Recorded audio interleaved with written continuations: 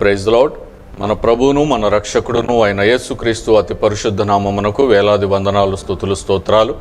దేవుని ప్రియ సంఘమైన మీ అందరికీ కూడా ప్రభువునందు శుభములు, బెరాకా బ్లెస్సింగ్స్, బెరాకా ఆశీర్వాదములు అనుదిన క్లుప్త వాక్య ధ్యానములకు మిమ్మల్ని ప్రేమపూర్వకంగా ఆహ్వానిస్తున్నాను.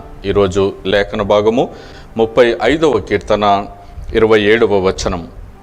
నా నిర్దోషత్వమును బట్టి ఆనందించువారు ఉత్సాహధ్వని చేసి సంతోషించుదురుగాక.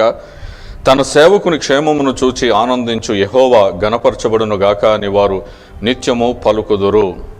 ఈ కీర్తన దావీదు గారు రాస్తూ, తన నిర్దోషత్వాన్ని బట్టి ఆనందించువారు ఉత్సాహధ్వని చేసి సంతోషించుదురుగాక. నిజమే, నేను నిర్దోషిని అని అన్నప్పుడు నాకు సంతోషము, నన్ను బట్టి ఇతరులకు కూడా సంతోషంగా ఉంటుంది. ఇప్పుడు దేవుడు దావీదును తన సేవకునిగా చూస్తున్నాడు, తన దాసుడైన దావీదు. ఇక్కడ మనం చూస్తే దావీదు చెబుతున్నటువంటి మాట దేవుని హృదయంలో నుండి, ఆయన దేవుని హృదయానుసారుడు కాబట్టి ఆయన హృదయంలో నుండి చూస్తూ చెబుతున్నటువంటి మాట ఏమిటి అనంటే, దేవుడు తన సేవకుల క్షేమమును చూచి ఆనందించేవాడంట. ఆ మాట స్పష్టంగా, తన సేవకుని క్షేమమును చూచి ఆనందించు యెహోవా గణపరచబడునుగాక. దేవుడు సేవకులను ఎలా చూస్తున్నాడు?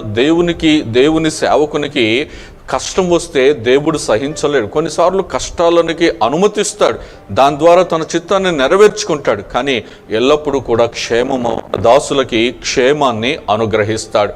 కాబట్టి ఆ క్షేమాన్ని చూసి ఆనందించేవాడంట. ఈ లోకములో నేను క్షేమంగా ఉన్నాను అని అంటే నా ఇరుగు పొరుగు వారు కుళ్ళుతో, మరి ఆ ఈర్ష్యతో సహించలేకపోతూ ఉంటారు. వాళ్ళు లోపల బాధపడుతూ ఉంటారు, మదన పడుతూ ఉంటారు, కుళ్ళుకుంటూ ఉంటారు. నేను అంతకంతకు క్షేమంలోనికి వెళ్తూ ఉంటే, నేను అంతకంతకు అభివృద్ధిలోనికి వెళ్తూ ఉంటే నా పక్కింటి వారు, ఇరుగు పొరుగు వారు సహించలేరు. నేనంటే ద్వేషించేవారు వాళ్ళు సహించలేరు. కానీ దేవుడు నాకెంత క్షేమం ఉంటే ఆయన అంత సంతోషిస్తాడంట. కాబట్టి దేవుని ప్రియ జనాంగమా, మీరు ఏ సంఘానికి వెళ్తున్నా కూడా మీ సేవకుని బాధ పెట్టకూడదు, మీ సేవకుని దుఃఖపరచకూడదు. ఎందుకనంటే సేవకుడు దేవుని దృష్టిలో చాలా గొప్పవాడు. ఆ సేవకుని క్షేమమును చూసి ఆనందించేవాడంట. ఆ క్షేమమును చూసి ఆనందిస్తుంటున్నప్పుడు మనము దుఃఖ పెడితే మన పరిస్థితి ఏమిటి? దేవుడు తట్టుకోగలడా? కాబట్టి దేవుని ప్రియ సంఘమా, మనము దేవుని సేవకులకు ఎప్పుడు ఆశీర్వాదకరముగానే ఉందాం. ఎప్పుడు వారిని ఆశీర్వదిద్దాం, వారి కొరకు ప్రార్థన చేద్దాం, వారికి సహకారులుగా ఉందాం, పరిచర్యలో సహకరిద్దాం, ప్రార్థనలో సహకరిద్దాం, సంఘ పరిచర్యలో సహకరిద్దాం, సువార్త పరిచర్యలో సహకరిద్దాం, ఆర్థికంగా సహకరిద్దాం. ఏ రకంగా నువ్వు ఎలా చేయగలిగితే అలాగున నువ్వు ఆశీర్వాదకరముగా ఉండాలి. నువ్వు దేవుని క్షేమమును, అంటే దేవుని సేవకుని యొక్క క్షేమమును ఎల్లప్పుడూ కోరుకునేవాడిగానే ఉండాలి. తద్వారా నీవు కూడా ఆశీర్వదించబడతావు. నీవు ప్రార్థన చేస్తున్నప్పుడు, నువ్వు సహకరిస్తున్నప్పుడు నీ సేవకుడు ఎంత ఆశీర్వదించబడతాడో అలాగనే నువ్వు కూడా ఆశీర్వదించబడతావు. అటువంటి కృప దేవుడు దయచేయునుగాక. ఆమేన్. ప్రార్థన చేసుకుందాం. మా ప్రియ పరలోకపు తండ్రి, నీ పరిశుద్ధమైన నామమునకు, ఘనమైన నామమునకు వేలాది వందనాలు, స్తుతులు, స్తోత్రాలు.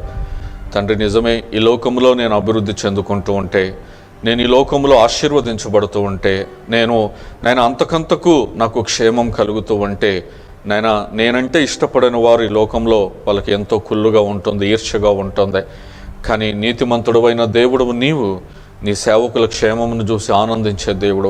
మేమెంత క్షేమంగా ఉంటే నువ్వు అంతగా ఆనందిస్తావని నీ లేఖనంలో మేము చూస్తూ ఉన్నాం. తండ్రి, నీ దాసులమైన మా పట్ల మీరు కలిగి ఉన్న దృక్పథాన్ని, మా పట్ల మీరు కలిగి ఉన్న ఆలోచనను బట్టి నీకు వందనాలు, స్తోత్రాలు. సంఘాలన్నీ కూడా నాయనా ప్రభా, ప్రతి ఒక్క సంఘ బిడ్డలు తమ సేవకుని తండ్రి ఆశీర్వాదకరముగా ఉండునట్లు, ప్రతి విషయంలో సహకారులుగా ఉండునట్లు, ఆ పరిచర్యను భుజాల మీద మోసుకొని ముందుకు వెళ్ళేవారుగా ఉండునట్లు కృప చూపించండి. తద్వారా సేవకులు ఆశీర్వదించబడటమే మాత్రమే కాకుండా సహకరిస్తున్నవారు, క్షేమమును కోరుకుంటున్నవారు, ప్రార్థిస్తున్నవారు, వారు కూడా ఆశీర్వదించబడే కృపను దయచేయమని కృతజ్ఞతాస్తుతి స్తోత్రాలు మీకు చెల్లించుకుంటూ మా ప్రభువును, మా రక్షకుడును అయిన యేసు నామములో స్తుతించి ప్రార్థిస్తున్నాము తండ్రి. ఆమేన్. Praise the lord.